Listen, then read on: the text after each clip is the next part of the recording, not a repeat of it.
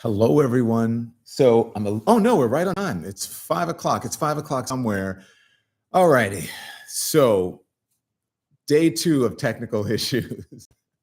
So I just want to make sure everyone's here. I'm gonna give everybody a little bit of time to gather to make sure that you're here. So let's go elimination, as Annie said. I hope you all are here. Hello, hello, hello. Internet is buffering again, says Roger McKee. Hi, y'all. Let's go. Good to see all of you. Thank you so much for joining us today.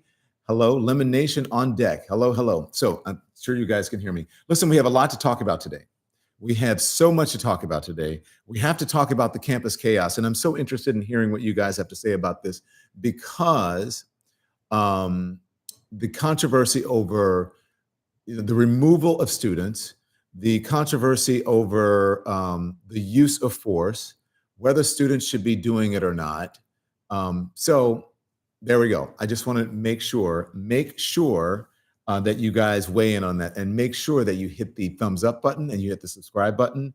And I may go a little bit longer today because I feel like I cheated you guys yesterday. Did you feel cheated when we had I think we came on like maybe almost 30 minutes late yesterday. And I don't like that. And I apologize. I'm really sorry. How are you guys doing today? Tell me how you're doing. Tell me how you're doing. I had a very long day. I actually have a huge, giant headache, and I don't usually get headaches today. So we're going to talk about campus chaos. That is going to happen. But also we're going to talk about what's going on in the Trump trial because it was back on in Manhattan today. The former president was in court. This is his hush money trial, of course. Judge Merchan held another hearing. There is another hearing on whether Donald Trump violated the gag order, and the judge didn't immediately make a ruling today, but he is going to make a ruling soon. Donald Trump has already had to pay $9,000 for the gag order, for defying the gag order, and the judge finding him in contempt.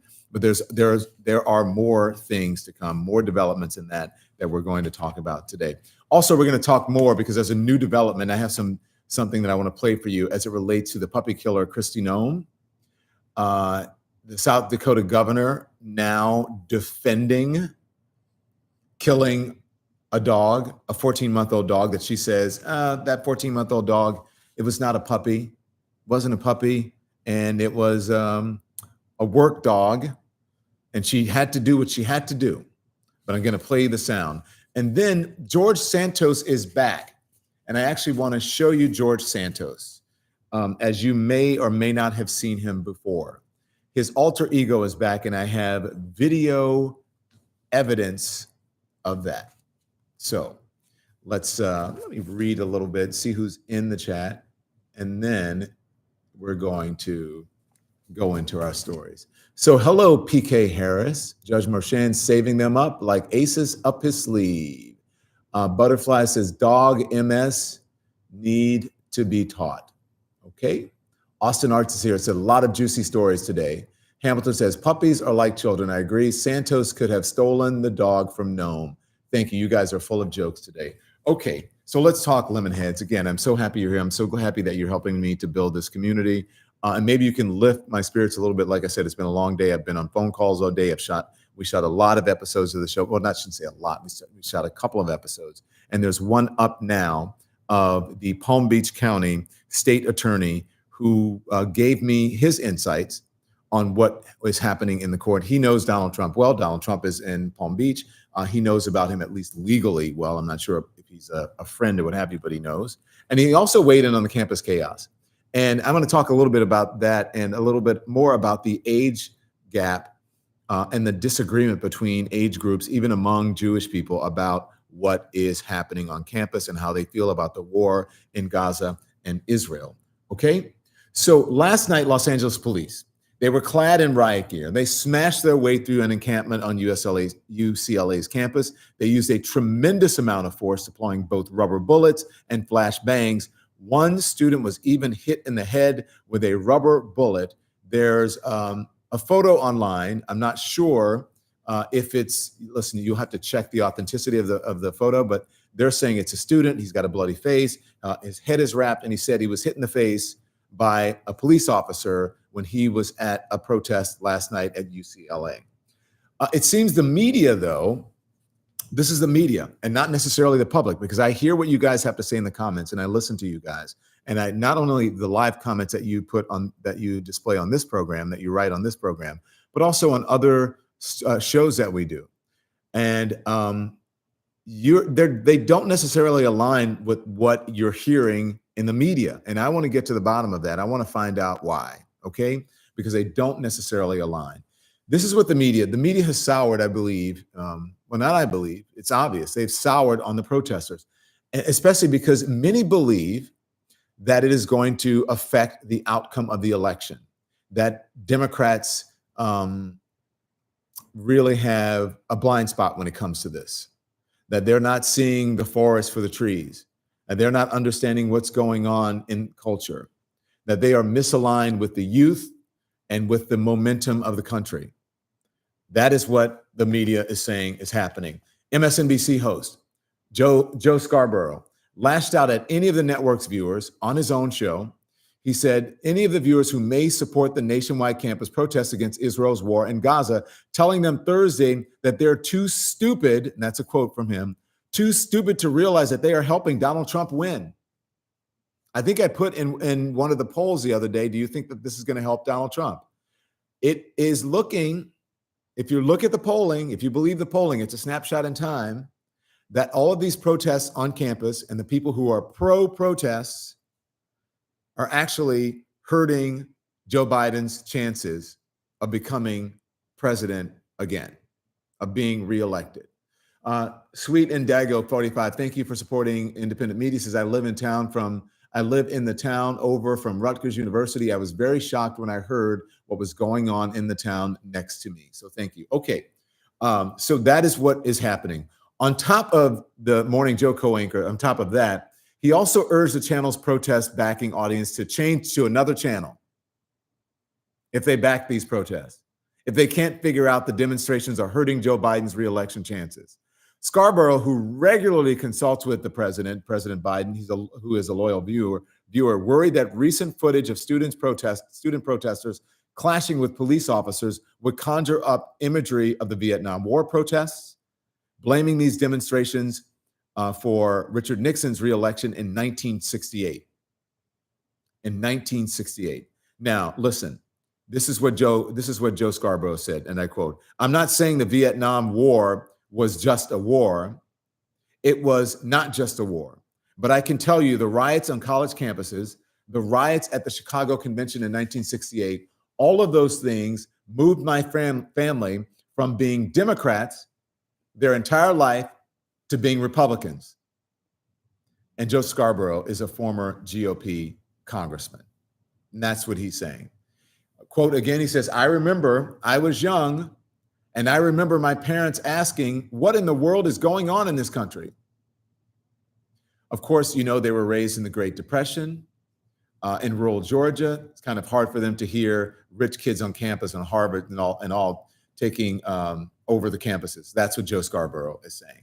That's kind of hard to hear when you may live in rural America and you hear these rich, these are their words, entitled kids taking over college campuses, taking over buildings, breaking windows in their estimation. Again, I'm just telling you, don't get mad at the messenger. By the way, if you are offended by this, please, I'm telling you, I'm trying to help you. I don't want Donald Trump to get elected, he said. I'm trying to help you. If you are too stupid to figure that out, you can change to another channel, he grumbled, because we're sorting through this as a country. And this is not helping. This is not helping the people of Gaza. And this is not helping those of us who want to fight fascism in America. Okay? That is what Joe Scarborough from MSNBC is saying, of Morning Joe fame. And there are other people who agree with him. And I'm going to talk about that later. Now, I know some of you who are watching now, you might agree with that. Maybe you disagree. I want to hear why you agree or disagree. Because the younger people and the people who are out there, and a lot of people who are on my social media sites, a lot of people who are part of the Lemon Nation here on YouTube, they're not feeling what Joe Scarborough is feeling. Or you're not, I should say. Many support. They support these kids out there. And by the way, don't get it twisted. I support, let me look at you. I support these kids' right to protest. I think if they believe in something, they should protest. I don't support violence. I don't support the destruction of property. I don't think it helps your cause. I don't at all. So I think there's a way to do it, to get your point across, and to have it amplified, and to have people understand how you're feeling more than destructing property. Now, you may disagree with me, but that's okay. This is America.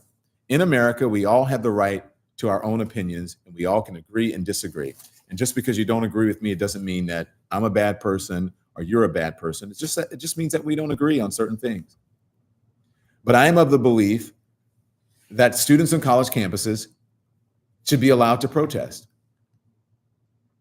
I think that, you know, in some ways, if they want to set up encampments, they can do it. But if the administration and the leaders on campus say enough is enough, you got to take the tents down, you are obstructing and preventing students from getting an education or going to class, or you're being unruly, and you're inhibiting people, obstructionist, then I think that they have a right to remove you. Now, whether you want to go or not, here's the thing that I tell people, and I don't believe in, you know, the police officers using excessive force. But you got to understand, when the police come in, they've got guns, they have weapons, and you don't. So I would avoid at all costs, if I could, a scuffle with police.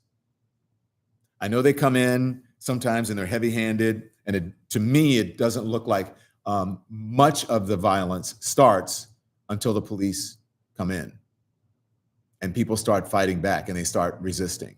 I don't condone the violence at all. So back to what the media is saying, and this is a disconnect between the media and the young people who are out there, and with many people in our country. So piggybacking off of what Joe Scarborough said, his anti-protest sentiment, Morning Joe regular Donnie Deutsch, I don't know if you know Donnie Deutsch, he reiterated that the demonstrations were killing Biden's reelection prospects. Killing Biden's reelection prospects. Here's my question. Do you think these protests are killing Joe Biden's reelection prospects? Do you think it's going to hurt him? Maybe prevent him from becoming president again? That is a poll question that I would like to ask you. And I want to get your comments on that as well. This is a quote from Donnie Deutsch. These protesters are going to hand the election to Donald Trump. We are going to have fascism as a result of these protests.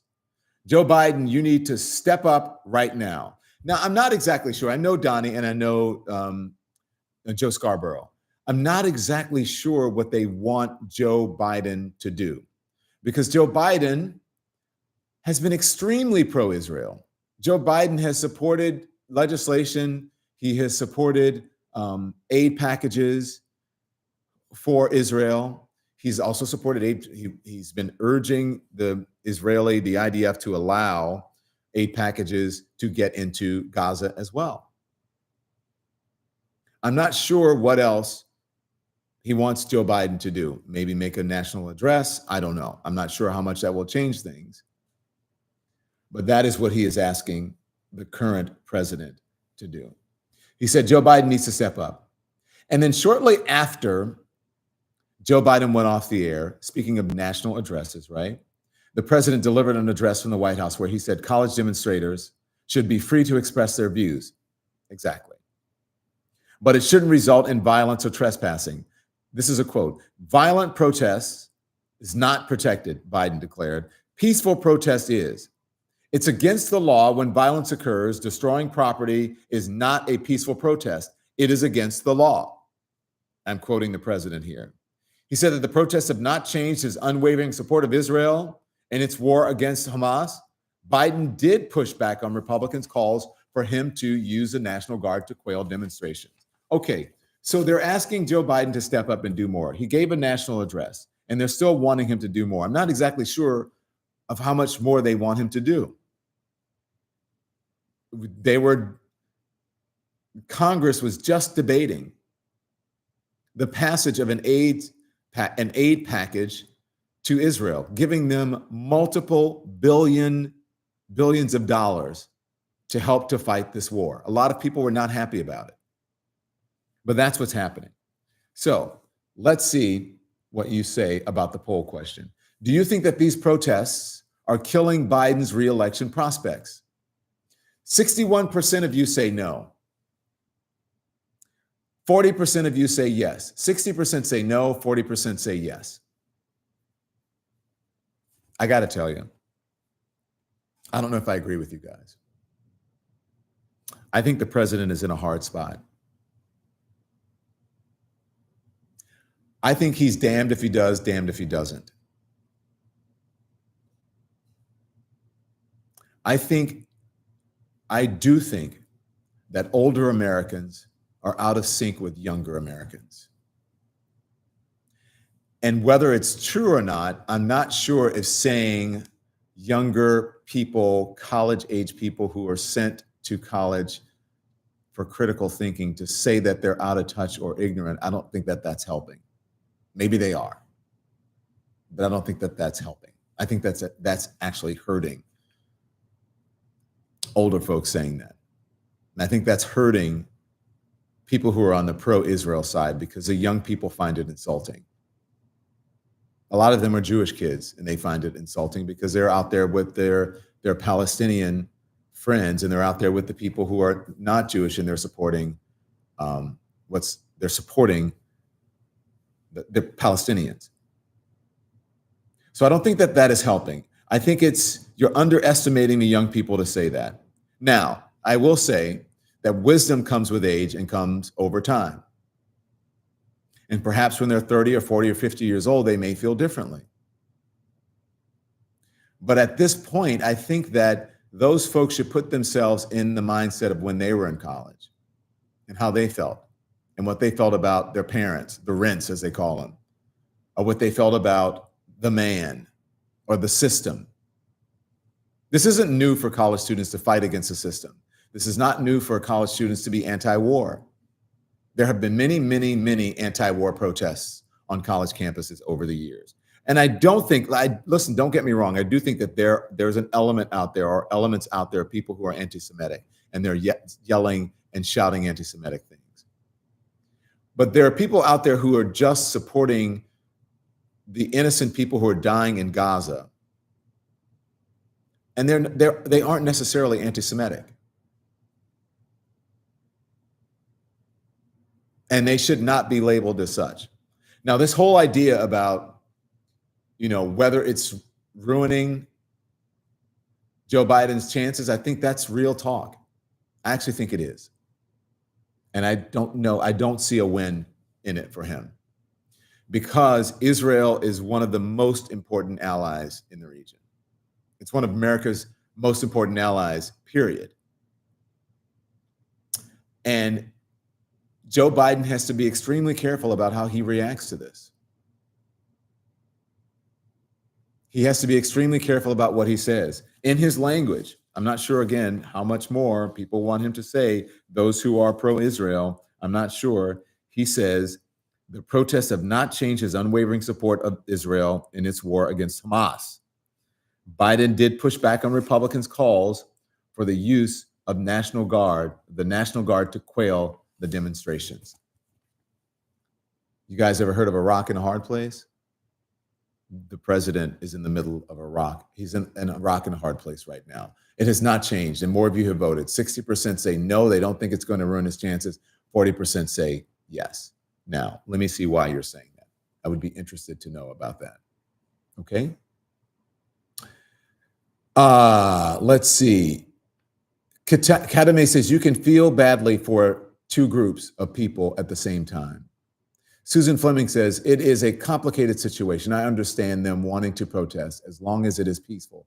They are within their rights to protest. Think Beyond says sending aid and bombs makes sense. Okay. Bon Zig says United States of Israel. Ang says, no, it's not. Israel needs new leadership. Now, that is a whole nother question, especially if you're talking about Benjamin Netanyahu. I think most people believe that Benjamin Netanyahu should go, that he'll be voted out of office. I don't know. He can't be removed. Or maybe he could be removed if there's a revolt, but there's so much going on in Israel right now. Angel Jones says, I was lost yesterday regarding our allies until Dr. Mark Lamont explained why our allies are important. Paula Sanders says, we were brainwashed. What do you mean by that? We were brainwashed. Round 2 says, the candy. Oh, says, I don't know. We love the Jewish faith and the innocent people in Gaza. Yes, you can love both. Maureen Marfell says, I'm an optimist. We cannot have Trump as president. Well, if you don't want Trump as president, then you need to get together, everyone, and you need to figure out what to do about this situation.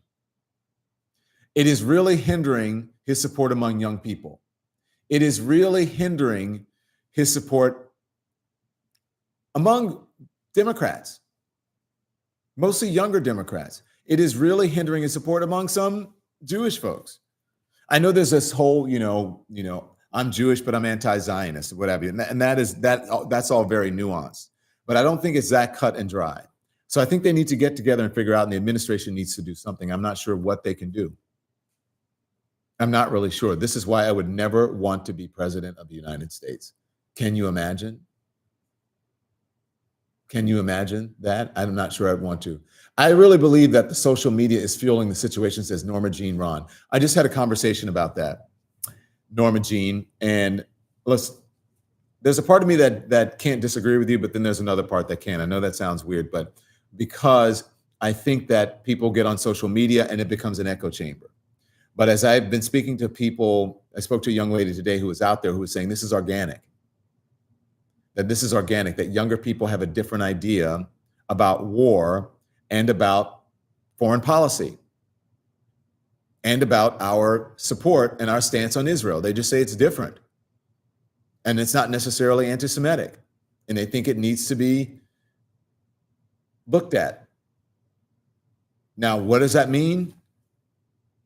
I don't know. How do you do that? I don't know. But I do think that there needs to be a conversation. And it can't be, you're not listening to me, I'm right, and on the other side saying, I'm right, you're wrong. You can't do that. And you can't shut out the people who are trying to tell you that I support the Palestinian people, the innocent Palestinian people, and call them anti-Semitic. That does not help.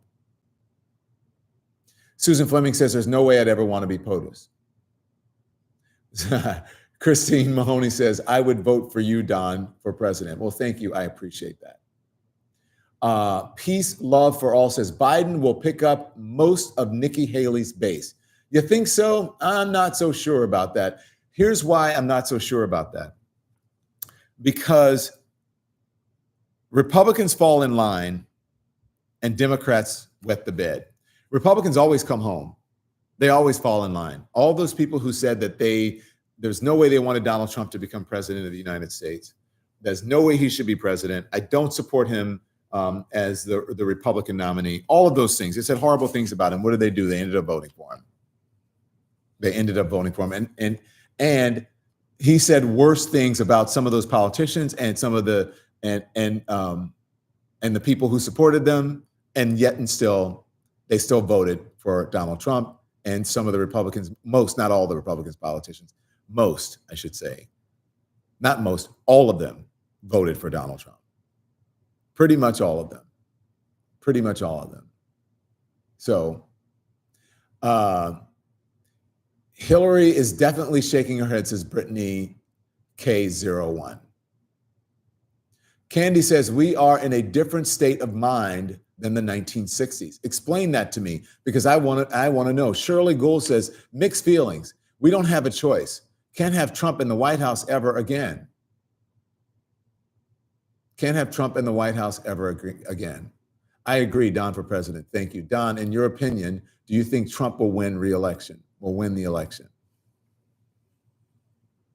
So I think I told you guys this. In 2016, I predicted that Trump will win. Not that I wanted him to win, but I predicted that he would win. If the election were held a month ago, I would say Joe Biden would win. If the election was held before these college protests started, I would say Joe Biden would win. Definitely before October 7th, I would say Joe Biden would win. Now, I don't know. Let me tell you why. If you look at the ratings on television, I know that's mostly older people who are tuning into cable television because they're doing it 24 hours a day. If you look at the comments online and the public sentiment and the polling on this, then it would show you that Joe Biden is in trouble.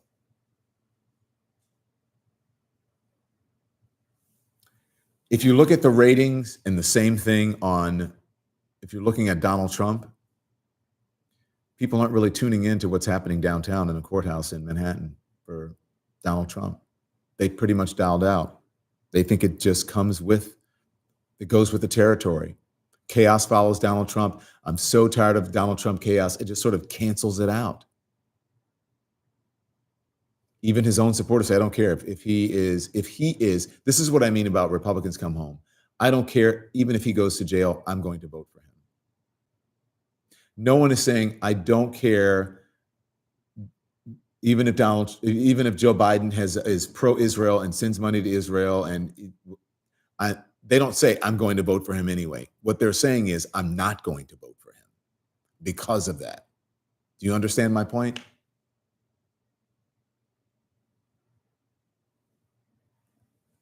I'm just telling you the truth.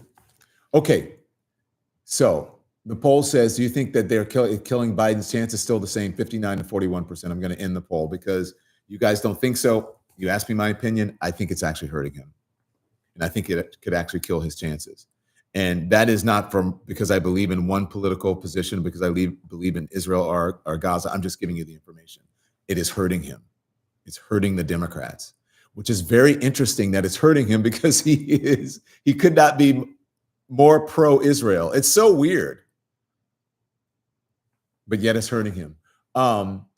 Will Butte Jr. says, not all Republicans fall in line. I voted for Biden. Okay, Will, I feel you.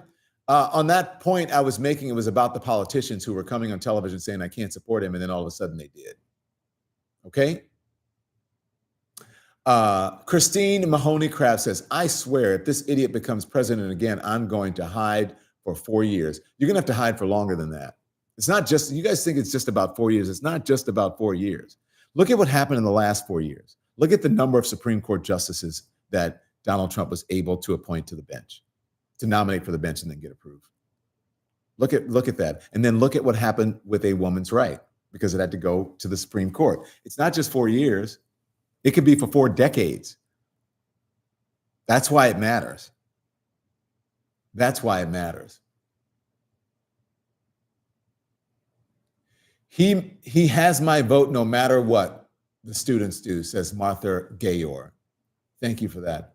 Bill Barr will be voting for Trump again. Lori D says, Lori, thank you for proving my point. Aaron Botcher says, Don, 100% Don, if you get Trump again, we're getting Trump or some other version of him forever. Yes, for the rest of your life. It's going to change what happens to you and in this country, probably for the rest of the lives of people who are living now. It changes the trajectory of the country. He doesn't plan on leaving, says Angela Kennedy. Angela, you are right. So the Trump trial, which is very important, and I can't believe that people aren't tuning in record numbers, maybe because there are no cameras in the courtroom, but I can't believe that people aren't really paying attention to it. He was back in a Manhattan criminal court today this is day 10 of his hush money trial. This morning, Judge Merchan held another hearing to determine whether Trump is continuing to violate a gag order, but he did not immediately issue a ruling on this. My question for the audience is, do you think Trump is actually hoping Judge Merchan is going to put him in jail for a few days? Do you think he's hoping for that? Because I think he thinks that it will help him. So after they talked about that, Keith Davidson was cross-examined by the defense attorneys. The Los Angeles lawyer represented Stormy Daniels in brokering a deal in 2016 to keep an alleged affair with Trump secret ahead of the election. Email Bove, who's a defense attorney for Donald Trump, focused much of his cross-examination on asking Keith Davidson about tabloid-ready topics. Among other things, Bove brought up celebrity sex tapes, rehab trips, payoffs, the National Enquirer, and TMZ. So here we go. And the poll is up, by the way. Actor Charlie Sheen, the former professional wrestler Hulk Hogan, Filipino former professional boxer Manny Pacquiao, and TV and social media personality Tia Tequila. They were among the celebrities mentioned in court today, mentioned about catch and kill, mentioned about other stories, about payoffs, et cetera, et cetera, et cetera. His question appears to be aimed at tying Davidson closely to these issues, suggesting that his legal work involved many of these salacious topics. Outlets and reporting, they were trying to sully him, right? To sully this witness. Bove asked a series of questions relating to the time Davidson was investigated as part of a 2012 extortion probe that was tied to Hulk Hogan. After several exchanges surrounding the investigation, Davidson confirmed his testimony that he was not charged in connection with the case. Bove is attempting to lead jurors to believe that Davidson and his clients were seeking to extort Trump. They're saying it was an extortion process, an extortion plan. Okay, so let's see what you guys have to say here in the polling. Almost 300 of you have voted. Do you think Trump is hoping Judge Marchand will get him in jail, will put him in jail? 66% of you say yes. Why is that? That's a pretty good majority. 34% say no. I'm telling you, as I've been telling you every day here, as much as possible, this man has a devil's luck. Putting him in jail might actually help him, or he will use it to his benefit. Better hope Canada lets us in, says Beth H. Maybe not. Trump world is so different from what is reality, says Barbara Antonelli. That is true, Barbara, but still we're living here. So he will make money off of it. That's what Bertina Lester says. I believe that is true. I believe that is true. The poll is still up. Later in the day, Trump lawyer Susan Necheles, raised an issue involving the gag order, providing the judge a stack of newspaper articles from legal commentators. This is so weird. I felt like when this happened, all these newspaper articles, remember Miracle on 34th Street? When the Santa Claus, when they bring all of the letters to Santa Claus into the court and they dump them on the desk, and it's so overwhelming that he says, okay, there is a real Santa Claus. I thought about that when I heard about her bringing all of these newspaper articles. And I also thought about the interviews I did with Donald Trump, when he would actually bring his own polling to the interviews to show me, look at my polling, look at how well I'm doing, look at what people are saying about me. So providing a stack of newspaper articles for legal commentators. They're all articles that Trump would like to post on his Truth Social account, Necheles said. Judge Marchand said that he has no intention of reviewing articles that he wants to post. He said that it is very clear exactly what violates the gag order that he gave. And he doesn't have to look at that, and that he can make a judgment on exactly what he wanted to make a judgment on without having to look at all of those stinking newspaper articles. I don't need no stinking newspaper articles. So 66% of you say, put him in the slammer. 35% say he's not going to get the slammer. Okay, we'll see if that happens. Either way, says Angie B., he needs to be treated like Joe Blow citizen. Yes, he does, but unfortunately, and fortunately for him, he's not treated as Joe Blow citizen. They're not treating him that way. He's actually getting special treatment. When, the Trump supporters say there's a two-tiered justice system, there is, but not in the way they think it is. The justice system is not being biased against Donald Trump. It's being biased for Donald Trump. It's actually helping him, because any one of us would have been put in jail. We would have to face the consequences. Okay? So I saw your polling. I feel you. Make sure you hit the thumbs up. Make sure you tell people to subscribe. So here's the thing. Okay? I want to talk about puppy killer Kristi Noem. Puppy killer Kristi Noem. Now remember what happened The dog's name is Cricket. It was 14 months old. She was trying to train it for a hunt, on and on and on. The dog, she said, killed some of the neighbors' chickens. And she said it nipped and terrorized her kids and even nipped at her. And so she thought it was appropriate to take the dog out on her property to the gravel pit and shoot it in the head. Okay? So I am going to try something different today. Hopefully this works. Okay? So everybody gather around your phone or whatever it is you're watching or listening to us. And here is Kristi Noem. Kristi Noem was on Fox News last night. And here is what she said.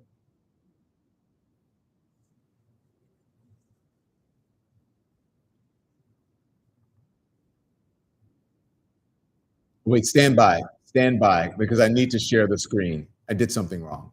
I'm not used to this. Let me share the screen. So bear with me, everyone. I have to share the screen and then I can put it up for you. Okay, so here we go. The Kristi Noem one, share. And there we go. We'll take it back to the beginning. Okay. Well, Sean, you know how the fake news works. They leave out some or most of the facts of a story. They put a spin on it. And that's what's happened in this case. I hope people really do buy this book and they find out the truth of this story, because the truth of this story is that this was a working dog and it was not a puppy. It was a dog that was extremely dangerous. It had come to us from a family who had found her way too aggressive. Okay, I'm going to pause it there. This was a working dog and it wasn't a puppy. Now, I'm not a dog expert, but a 14-month-old dog to me is still considered a puppy. Our dogs are what, 7, 8 years old? They still feel like puppies to me. So she's saying it was a working dog. She gave the dog a second chance. The people who had it before her probably couldn't handle the dog, so they gave it to her. Now, why wouldn't she think that that she couldn't give it to someone else? Why does she believe that it was her duty and her job to end the life of a dog? I believe that she could have given this dog else. She could have rehomed it. Let's continue on. We were her second chance, and she was, the day she was put down was a day that she massacred livestock that were part of our neighbors. She attacked me. Massacred. Notice the language. Massacred. Have you ever known a dog to massacre anything? That's something like a gunman does. When they go in, they shoot up places. A dog massacred the neighbor's chickens. Listen to the language. This is all very calculated. And it was a hard decision. And the reason it's in the book is because this book is filled with tough, challenging decisions that I've had to make throughout my life. And I hope people understand from this that what the point of this story is that most politicians, they will run from the truth. They will shy away and hide from making tough decisions. I don't do either of those. This was a tough decision that she had to make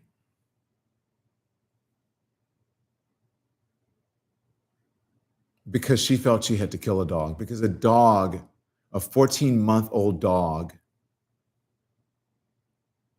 would not do what he said on a hunt and went after chickens. I mean, the dog probably thought it was a toy. I told you guys, our dogs run after birds. They run after squirrels. Our dogs run after skateboarders. They run after bicyclists. They run after delivery people. The only thing I do is say, Barkley, stop it. No, no, no. Boomer, stop. I don't go and shoot the dog. And by the way, someone was educating me. If you guys know about what it takes to train a dog to become a hunting, like a bird dog, I hear it's really, it's an extensive and expensive project. Explain to me that, because you're spending a lot of money on that, and you're spending a lot of money and you're going to kill a dog. I really don't get it. Yes, right. Your line, Delcy. Everyone deserves to have a dog. Doesn't deserve to have a dog. Continue. I tell the truth and I make tough decisions. People attacked me during COVID for keeping my state open. They called me wrong and attacked me night after night on TV for not doing mandates and not forcing people to get vaccines or wear masks. They're doing it again now. She is comparing the killing of a dog to COVID. She says she believes that she's doing something really great here because she is a maverick. Remember Sarah Palin, maverick. She's doing something that's really great here, she believes, because COVID, because she's able to make tough choices as she made during COVID. Now, let me say this. This is the craziness of the MAGA right and the conspiracy theorists. During COVID, people are romanticized, and I shouldn't say that, they Monday morning quarterback things a lot. They are Monday morning quarterbacking what happened during COVID. During COVID, no one knew. It was a worldwide pandemic.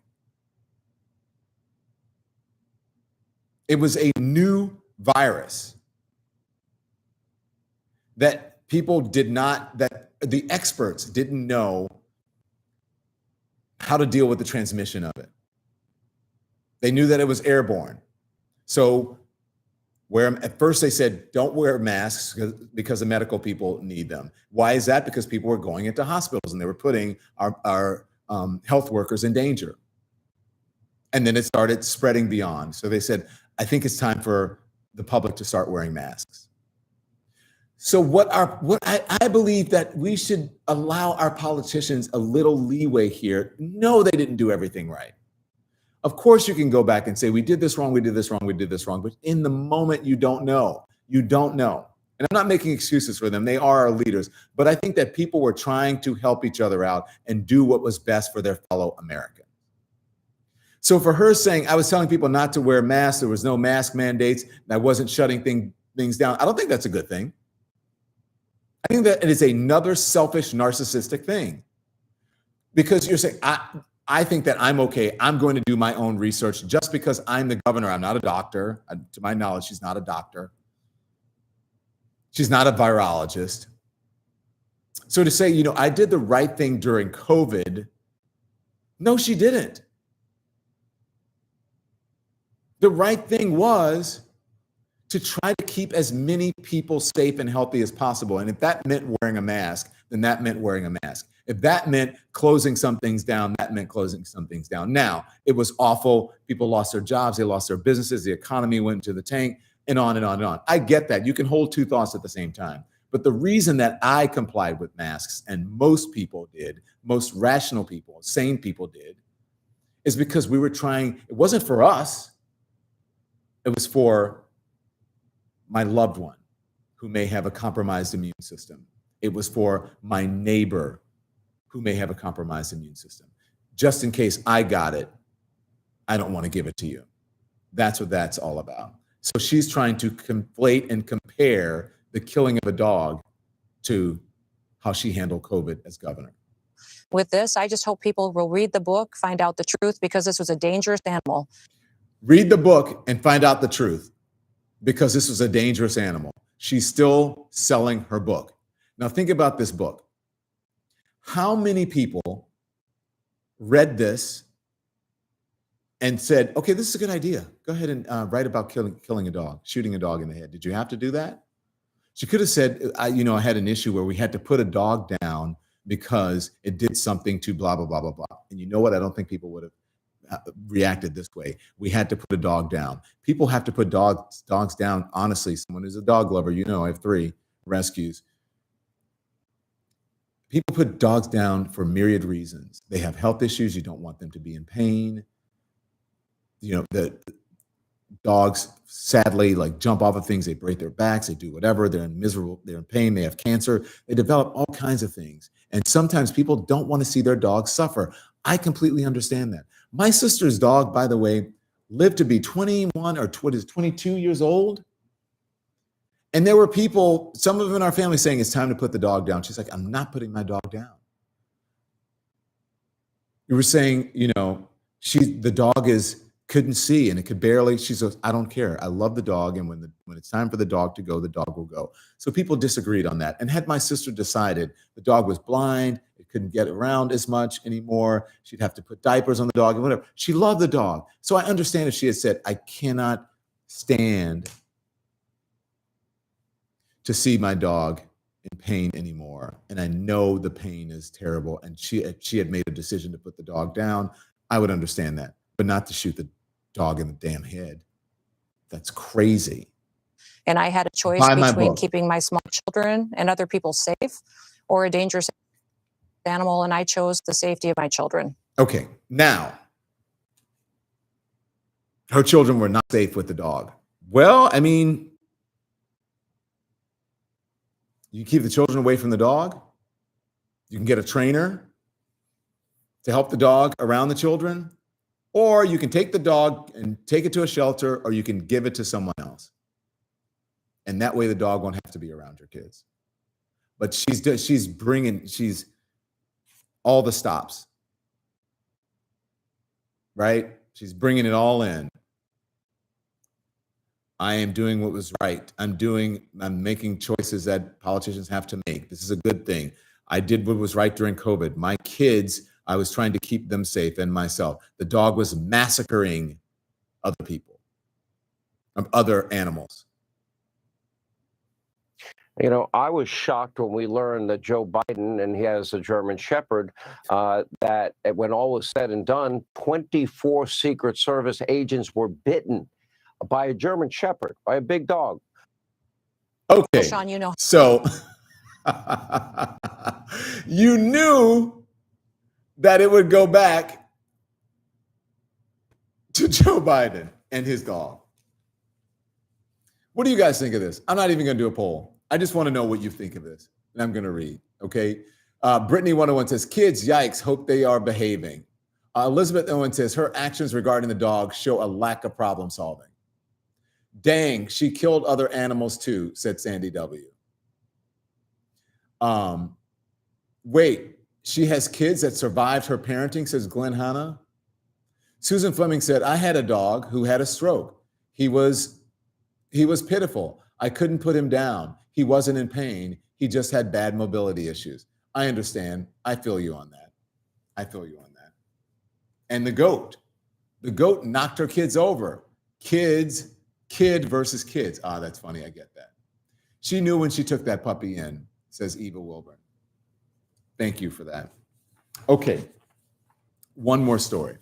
I just think it's outrageous. And to hear that, and then to hear it brought back to Joe Biden. Joe Biden had a dog in the Secret Service and whatever. It always comes back to Joe Biden. Not once. Why didn't you do this? Why didn't you do that? Did you think it was in that soundbite? Did you think it was okay to do that? Why would you put that in a book? Not one thing. Oh, Joe Biden, German Shepherd, bit 24 Secret Service agents. Give me a break. Okay, here we go again. So George Santos is back. But he's back as someone else. I'm talking about Katara Rivage or Rivace. That's his drag persona.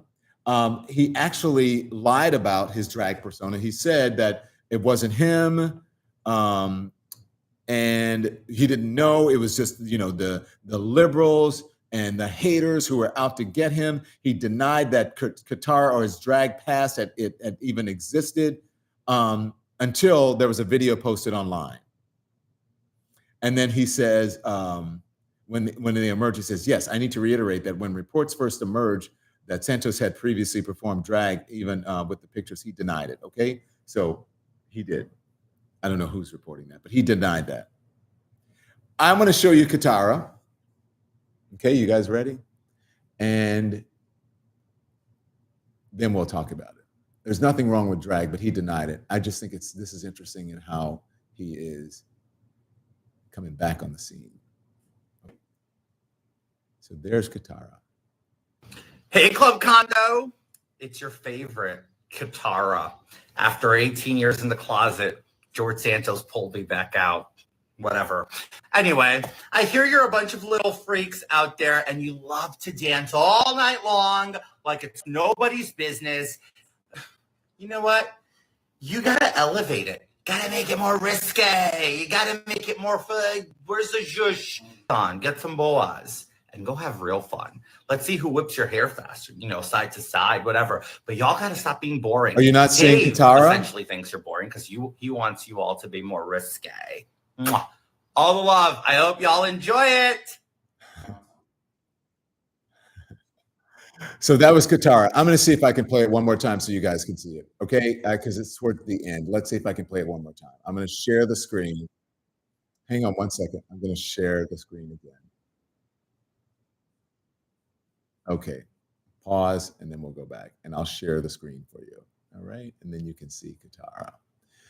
All righty. I'm just trying to do something. I haven't done this before, and I'm going to try it. Let's see. Share. And here we go again. Let's try it. Hey, Club Condo. It's your favorite, Katara. After 18 years in the closet, George Santos pulled me back out. Whatever.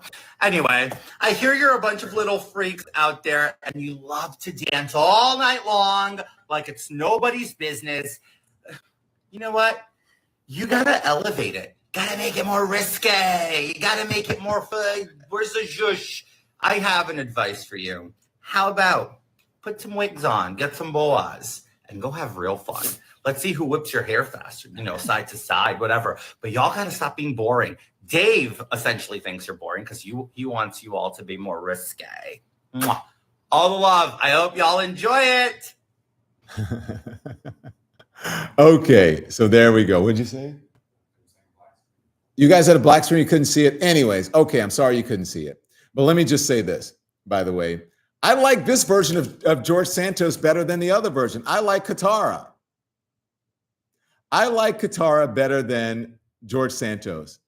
Katara is more fun. Listen, I'm just wondering why he's doing this. And we have to listen, there's some serious things here because George Santos faces a 23-count federal indictment accusing him of ripping off campaign donors and laundering their cash for personal use, though he has pleaded not guilty on all counts. And just remember that he just backed out a couple of weeks ago, and they said that there was no fundraising to report from his campaign during the short period that he entered that race. And by the way, he was up against someone who you might know from CNN, John Avlon.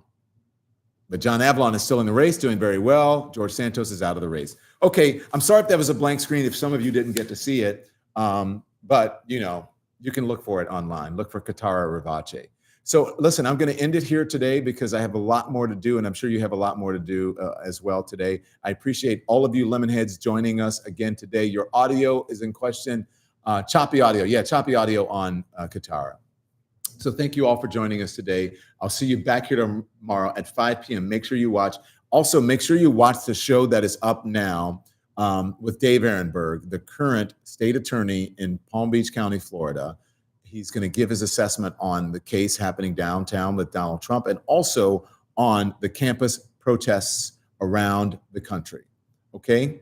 I'll see you again tomorrow. Make sure you watch, subscribe, hit the like button, the thumbs up button, and have a great evening. We are a part of the Lemon Nation.